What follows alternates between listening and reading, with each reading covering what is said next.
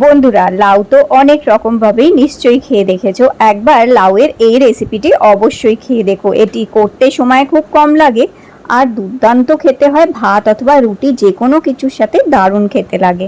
তো এখানে আমি লাউ নিয়ে নিয়েছি, তোমরা গোল লাউও নিয়ে নিতে পারো। আর লাউটা আমি এখানে ছোট করে আগে টুকরো করে নিচ্ছি, যাতে লাউটা গ্রেট করতে সুবিধা হয়। আর এখানে আমি পুরো লাউটাই আজকে ইউজ করে নেব, কারণ এই যে লাউটা নিশ্চয়ই তোমরা দেখতে পাচ্ছ বুকের কাছটা লাউয়ের দানা হয়ে আছে অনেকটা। তো এই বুকের কাছটা আমি ফেলে দেবো, তবে তার আগে আমি এখানে লাউয়ের খোসাটা খুব পাতলা করে ছাড়িয়ে নিচ্ছি। তো এইভাবে লাউয়ের খোসাটা খুব পাতলা করেই ছাড়িয়ে নিতে হবে।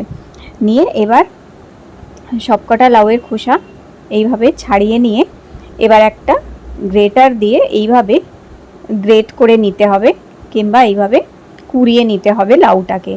আর লাউটা কুড়িয়ে নেবার পরে যে বুকের কাছটা থাকবে সেটা ফেলে দিতে হবে, যার মধ্যে বীজগুলো থাকে কিংবা একটু শক্ত হয়ে থাকে যে বুকের দিকটা, সেটা ফেলে দিতে হবে। ওটা কোনো কাজে লাগবে না, কারণ অনেক সময় এই জায়গাটা এইটা সেদ্ধ হতেও চায় না।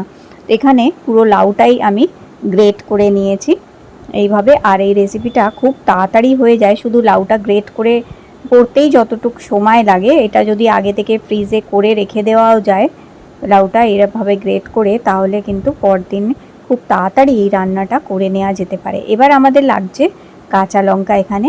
তো আমি দুটো কাঁচা লঙ্কা খুব ছোট ছোট করে কুচি করে নিচ্ছি এখানে। তো ঝাল যদি একটু বেশি খেতে হয় তাহলে এখানে আরেকটু বেশি কাঁচা লঙ্কাও দেওয়া যেতে পারে।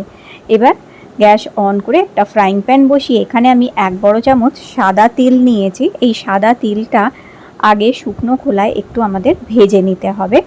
তো এখানে খুব হালকা করে, বেশি এটা রং ধরাতে হবে না, একদম খুব হালকা করেই তিলটাকে একটুখানি ভেজে নিতে হবে।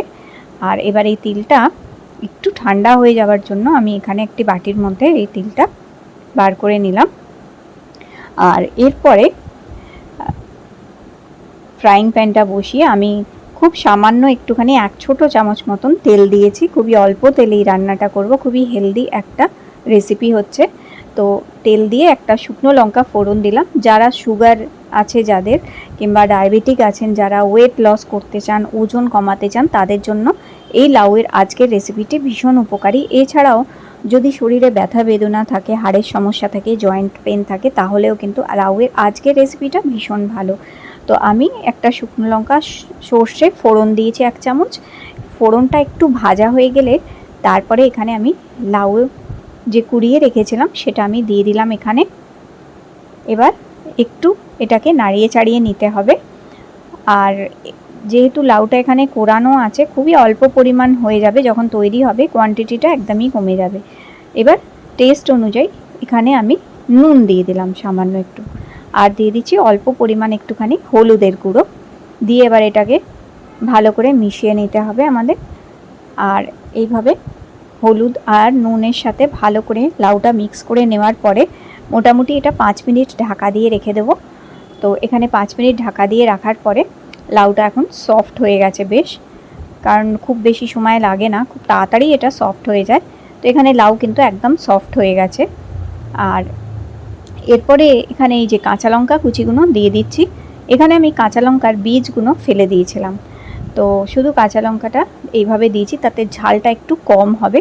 তবে যারা তোমরা একটু ঝাল খেতে চাও তারা তোমরা বীজ শুদ্ধই এখানে কাঁচা লঙ্কা দিয়ে দিতে পারো। কাঁচা লঙ্কাটা দিয়ে আবার একটু ঢাকা দিয়ে রেখে দিলাম।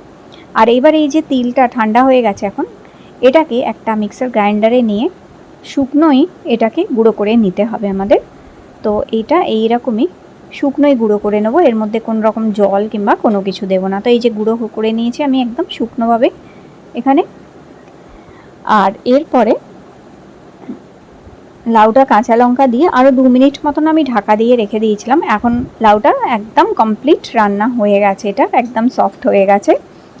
আর এরপর এর মধ্যে আমি ওই গুঁড়ো করে রাখা তিলটা উপর থেকে দিয়ে দিচ্ছি, দিয়ে এটাকে মিক্স করে নিয়ে গ্যাসটা অফ করে দিতে হবে। আর কিছু করার দরকার হবে না, ব্যাস। এটা এত টেস্টি আর এত ভালো খেতে হয়, এর খুবই টেস্ট লাগে খেতে, এবং পুরো ভাত দিয়েই কিন্তু খাওয়া যেতে পারে। লাউয়ের এই রেসিপিটা সত্যি খুব সুস্বাদু হয়, খুবই হালকা। আর যারা ডায়াবেটিক আছেন, সুগার যাদের আছে তাদের জন্য আজকে রেসিপিটা ভালো। আর যেহেতু তিল দেওয়া আছে, তিল আমাদের হাড়ের জন্য ভীষণ উপকারী, ভীষণ ভালো। হাড়ের ব্যথা বেদনাও দূর করে, জয়েন্টস পেন দূর করতেও হেল্প করে। তো অবশ্যই লাউয়ের এই রেসিপিটি একবার ট্রাই করে দেখো, খুব ভালো লাগবে। লাউয়ের ভর্তা মতন একটা রেসিপি আজকে শেয়ার করলাম। তো লাউয়ের এই রেসিপিটি যদি তোমাদের ভালো লেগে থাকে লাইক দিও আর চ্যানেলটি সাবস্ক্রাইব করে রেখো। আগামী দিনেও তোমাদের সাথে এরকমই ভালো ভালো রেসিপি আমি শেয়ার করার চেষ্টা করব। তাহলে আবার দেখা হচ্ছে একটি নতুন রেসিপির সাথে।